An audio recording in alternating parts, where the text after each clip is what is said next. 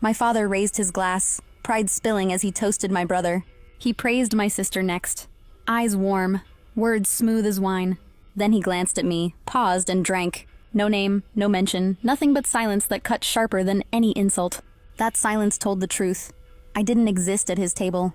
I'm Clare Manning, 33, a financial strategist in New York. And that night, something cracked inside me.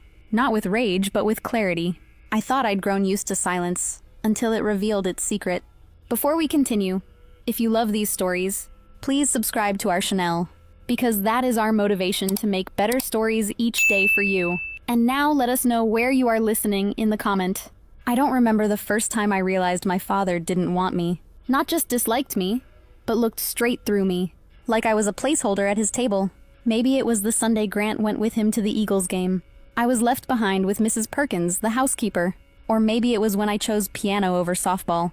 He told me, real women don't hide behind instruments unless they're playing for tips. He never raised his hand at me.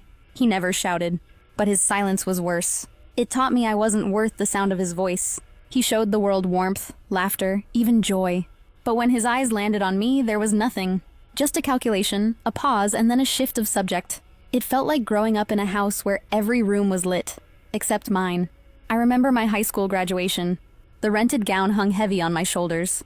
When it was over, I searched the crowd until I saw him. He pulled me aside and said, "Take that thing off. It's just private school. Don't parade around like it means something." I slipped the cap from my head quietly. Everyone else saw a celebration. I felt the sting of being cut down before I'd even had the chance to stand tall.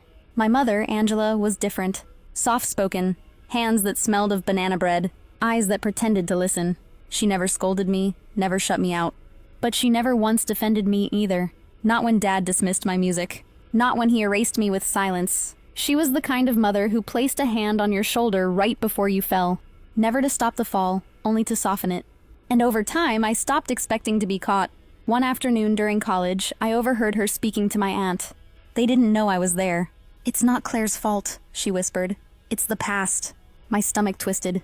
Later, when I asked her what she meant, she smiled, pressed her hand on mine, and said, "You think too much." Her smile was warm, but her eyes gave her away.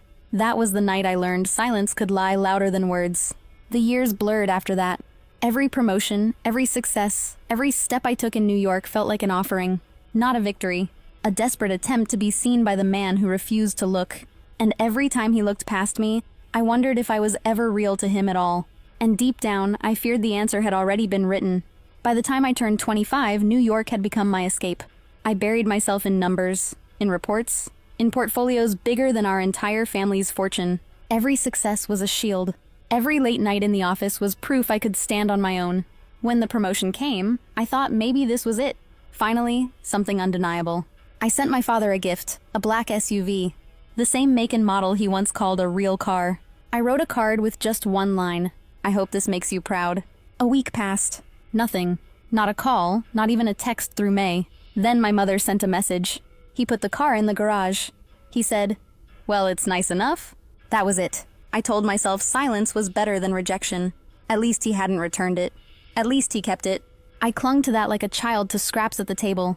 But the illusion didn't last. One weekend, I drove home unannounced. I walked through the backyard, and there he was, laughing with his old business friends, scotch in hand.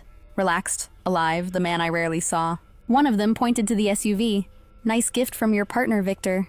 Sweet deal you must be getting." My father chuckled, easy and smooth. "Yeah, they're trying to sweeten the next round of talks." He didn't flinch, didn't hesitate. He wore the lie like a tailored suit. Not even a passing mention that it had come from me. I stood behind the hedge, invisible in my own backyard.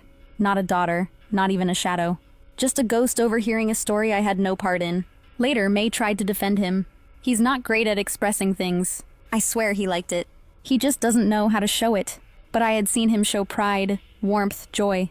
Just never for me. That was when the doubt turned into something sharper.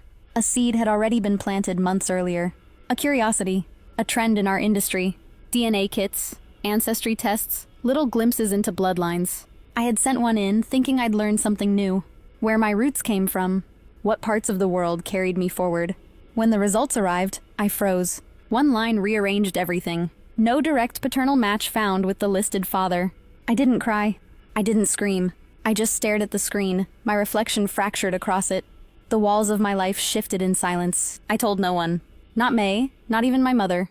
But the doubt grew, wrapping itself around every memory. It whispered through every silence at the dinner table. It colored every dismissal with a cruel new logic. So one afternoon, I went back home, slipped upstairs into my father's bathroom. I found his brush, pulled a few hairs, wrapped them in tissue, and I left without saying goodbye. 3 days before his 65th birthday, an envelope arrived. Thick, heavy, sealed like a verdict. It sat on my desk, beside a photo of my graduation he never attended, beside a pen I hadn't touched. I didn't open it. Not yet. Because somehow, deep down, I already knew. And maybe part of me feared that proof would make it permanent. What that envelope held would either shatter me, or set me free.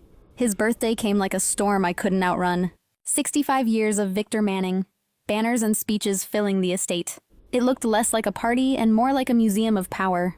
I stood near the back, pressed against the crowd. A black dress, hair pinned back, face unreadable. In my purse were 2 things heavier than any jewel on display. The DNA envelope, unopened. And a letter May had slipped into my hand the night before. She had come to my hotel room, pale and trembling. "I wasn't supposed to find this," she whispered. Her hands shook as she passed me the envelope, yellowed with age. Inside was a letter, dated 33 years ago. "If you are pregnant, I will take responsibility. Even if we can't be together, I'll do what I can. Just don't let the child grow up thinking they don't belong." The name at the bottom was Robert Ellis. The timeline fit too well. It was written months before I was born. I stared until the words blurred. Not broken, not betrayed. Just confirmed. Victor Manning wasn't my father. Every silence, every dismissal, every glance past me suddenly explained. It wasn't indifference. It was choice. I wasn't invisible by accident. I was erased on purpose. The music swelled as guests clapped. Victor approached the podium, Grant at his side, May behind him. He spoke of legacy, of vision, of building something that would outlast flesh. Then he smiled, steady and certain. "This is my son, Grant Manning, the man who will carry our name forward." Applause thundered. Cameras flashed. I gripped my purse tighter, the DNA envelope cutting into my palm. I could walk up, take the microphone, and end the lie. Read the letter aloud, show the proof, burn his empire in one breath. But as I stepped forward, Grant caught my eye. One glance. Not anger, not fear. Just a warning. Don't. I froze. Not because I doubted the truth, but because I understood what it would cost. Victor's empire wasn't built on love. It was built on control. His words replayed in my head. "Grant will carry our name. Never me. Never Claire." I wasn't a daughter. I was a deviation. I left before the applause ended. The cold air hit me like water. Every step away felt like leaving a burning house. Not urgent, not panicked, just certain. Back in the hotel, I placed both envelopes on the desk. One from Robert, one from the lab. One written in hope, one sealed in science. I opened neither. I didn't need to. Because sometimes the loudest truth isn't in what you read. It's in what you've lived. And my life had been shouting it all along. Still, I knew before this was over I would have to face him. The morning after the party, I sat at the hotel window. The city buzzed below, but inside I was quiet, hollow. 2 envelopes lay on the desk like twin weights. Proof and confession. One in ink, one in science. I thought about silence. How it had shaped my life more than words ever had. But silence was also a weapon. And I was done being its victim. That evening I drove back to the estate. I wasn't there for the party glow or the polished speeches. I came to confront the man who had built an empire on erasing me.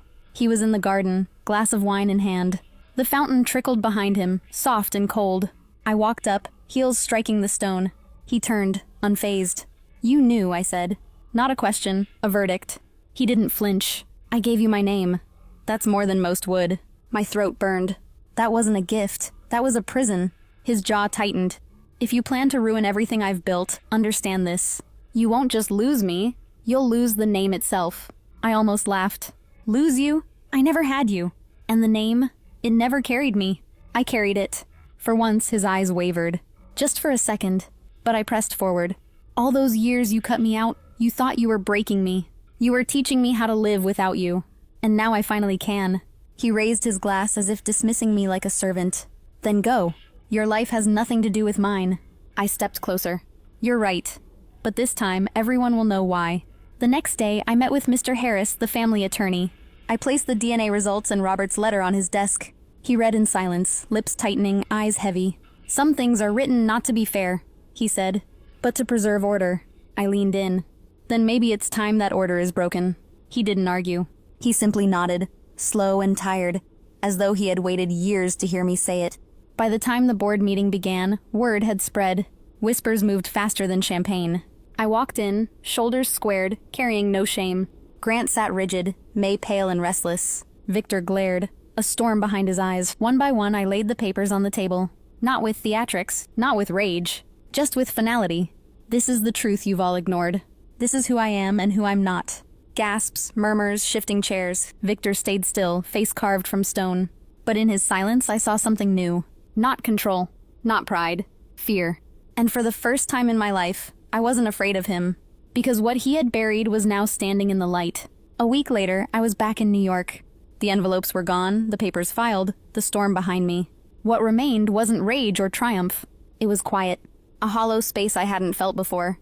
But it wasn't empty. It was mine. I sat at my desk, nameplate gleaming under the soft light. For the first time, I whispered my real name aloud. Clare Ellis. It felt unfamiliar on my tongue, but honest in my chest. Not a mask, not an inheritance, just me. I thought of my mother, her silence, her hand on my shoulder before every fall. I remembered the night she finally cried in front of me, not as a wife or mother, but as a woman who made a choice. She had carried her own shame for decades, but her tears told me the truth. I was never a mistake. A few days later, a letter arrived from Robert. No demands, no apologies, only one line that stayed with me. "You don't have to forgive anyone, but don't let them teach you how to carry pain." I folded it carefully, slid it into my drawer. Not as proof, but as a reminder that sometimes healing isn't loud. Sometimes it's just refusing to bleed for someone else's silence. On a crisp autumn morning, I drove past the estate one last time. The gates rose high, iron and cold. I didn't stop, didn't look back. Instead, I kept driving until the city skyline cut the past from view. At home, I opened my recorder and pressed play. My own voice filled the room, steady and certain. If you've ever felt invisible in your own family, you're not alone. If you've ever had to prove your worth just to be seen, know this. You don't need their permission. You don't need their name. You don't even need their love. You only need to choose yourself. I paused, breathing. The words felt less like advice and more like survival. I ended the recording. Not as Clare Manning. Not even as someone's daughter. Simply as Clare. And that was enough. Before saying goodbye, if this story touched your heart, please give it a like. And share it with someone who needs to hear this today. Don't forget to subscribe for more true family betrayal stories that remind us we are stronger than we think.